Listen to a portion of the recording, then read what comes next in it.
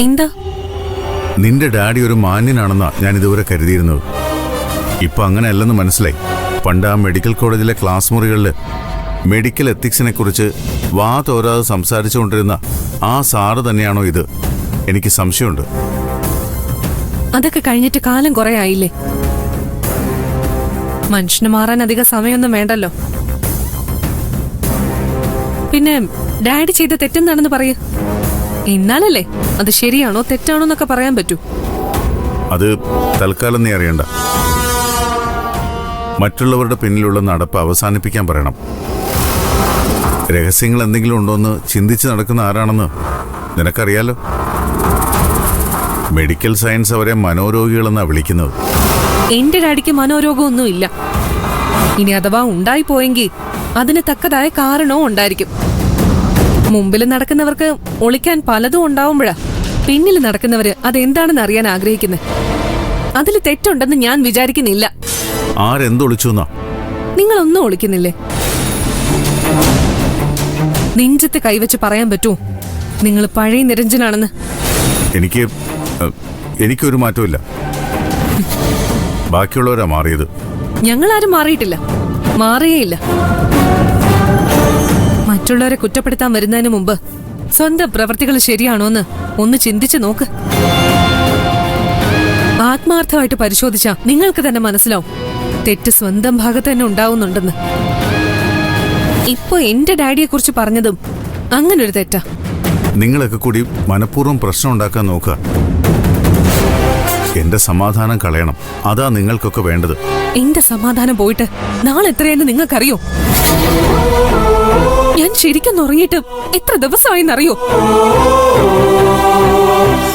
ഒന്നും ഞാൻ നിങ്ങളെ അറിയിക്കുന്നില്ല. അതെന്തുകൊണ്ടാന്നറിയോ? നിങ്ങളെ ഇപ്പോഴും എനിക്ക് ഇഷ്ടമായതുകൊണ്ടാ.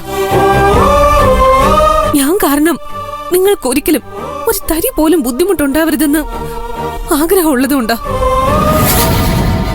എനിക്ക് നിങ്ങളെല്ലാമാണ്. തിരിച്ചിങ്ങോട്ട് അങ്ങനെയാണോന്നൊന്ന് ചിന്തിക്ക്. ആ ഉത്തരത്തെ കാണും നിങ്ങളുടെ സംശയത്തിനുള്ള മറുപടി.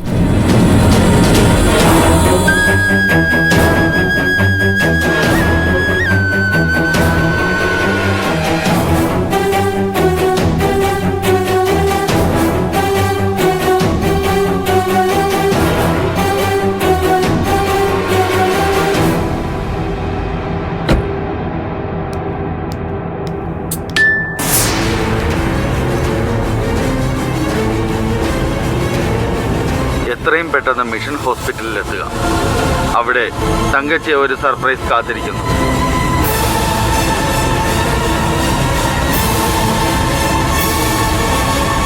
ഈ നമ്പർ നിലവിലില്ല. ദയവായി നിങ്ങൾ ഡയൽ ചെയ്ത നമ്പർ പരിശോധിക്കുക. വെറുതെ പറ്റിക്കാനായിരിക്കോ? അങ്ങനെയാണെന്ന് തോന്നുന്നില്ല. എന്തായാലും മിഷൻ ഹോസ്പിറ്റൽ വരെ പോവാം. എന്താ അവിടെ കാത്തിരിക്കുന്ന സർപ്രൈസ് എന്ന് അറിയാലോ.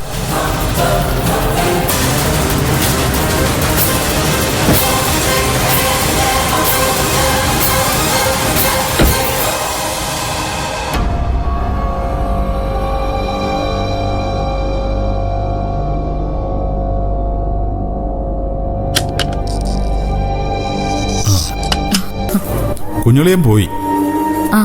പറഞ്ഞിരുന്നു അത്യാവശ്യം ഉണ്ടെന്ന്. ഞാൻ പോയി ബില്ലടച്ചു വരാം. ഫാർമസിയിൽ നിന്ന് കുറച്ച് മരുന്നും വാങ്ങാനുണ്ട്. ശരി, പോയിട്ട് വരാം.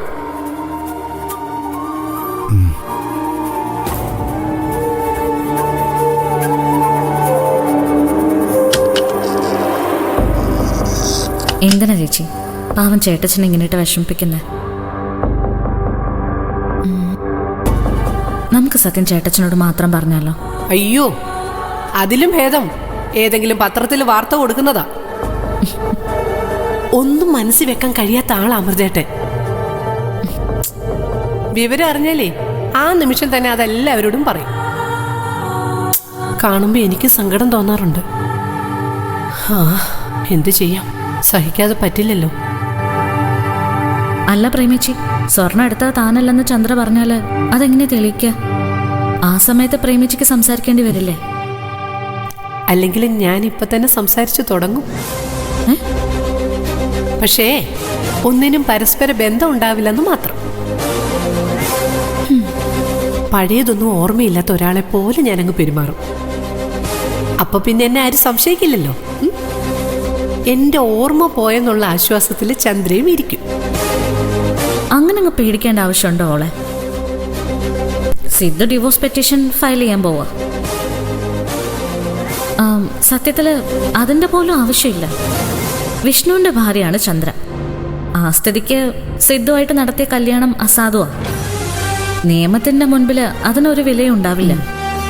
അതൊക്കെ എനിക്കും അറിയാം. എന്നെ ഓർത്തല്ല എന്റെ പേടി, സിദ്ധുവിനെ നിന്നെ ഓർത്ത. പിടിക്കപ്പെടുമെന്നായാൽ എന്തും ചെയ്യാൻ അവർ മടി കാണിക്കില്ല. എന്നെ തലയിടിപ്പിച്ച് വീഴ്ത്താൻ ശ്രമിച്ചവർക്ക് ഇനി എന്തു ചെയ്യാനാ പറ്റാത്തത്? തന്ത്രപൂർവ്വം നീങ്ങണം. ഇനി ഒരു പിഴവും നമ്മുടെ ഭാഗത്തുനിന്ന് ഉണ്ടാവാൻ പാടില്ല. മനസ്സിലായോ നിനക്ക്? നീ എൻ്റെ കൂടെ ഉണ്ടെങ്കിൽ എല്ലാം കണ്ടുപിടിക്കാൻ പറ്റുമെന്ന് എനിക്ക് നല്ല വിശ്വാസമുണ്ട്. എന്നെ കഷ്ടപ്പെടുത്തിയനെ ചന്ദ്രക്കിട്ടൊരു പണി ഞാൻ കൊടുക്കുന്നുണ്ട്. ഞാൻ വീട്ടിലോട്ടൊന്ന് ചെന്നോട്ടെ. എന്റെ തിരിച്ചടി അവള് കാണാനിരിക്കുന്നതേ ഉള്ളൂ. ചേച്ചി എന്ത് വേണേലും ചെയ്തോ, ഞാൻ കൂടെ തന്നെയുണ്ട്. അതാ എന്റെ ബലം, എന്റെ ധൈര്യവും ആശ്വാസവും.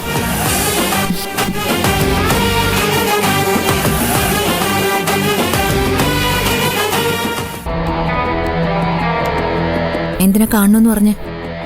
പ്രേമ വീട്ടിലേക്ക് വരാൻ പോവല്ലേ. വീട്ടിൽ വന്നാ അവർ അസുഖം ഭേദപ്പെടുമെന്ന് എനിക്ക് ഉറപ്പാ. പോയ ഓർമ്മ അതുപോലെ തിരിച്ചു വരും. അത് നടക്കരുത്. അതിനൊരു വഴിയുണ്ട്. കൊല്ലാനാണോ? അതിന്റെ ആവശ്യം ഇപ്പൊ ഇല്ല.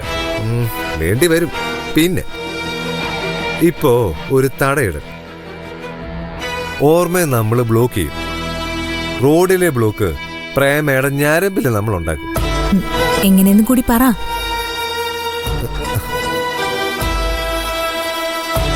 ഈ ഗുളിക എന്തിനുള്ളതാണെന്ന് മനസ്സിലായോ? മെഡിസിൻ അല്ല, ലോയാ പഠിച്ചത്. ഞാനിത് രണ്ടും പഠിച്ചിട്ടില്ല. ഏറ്റവും വലിയ യൂണിവേഴ്സിറ്റിയാ ജീവിതം. അവിടുന്ന് PhD എടുത്ത ആളാ ഞാൻ. ഇത് മാനസിക രോഗികൾക്ക് കൊടുക്കുന്ന ഗുളിക. ഇത് കഴിച്ചാ അങ്ങനെ മയങ്ങിക്കിടക്കും. മാനസിക രോഗം ഇല്ലാത്തവരാണ് കഴിക്കുന്നെങ്കിലേ അവർക്ക് രോഗം വരും.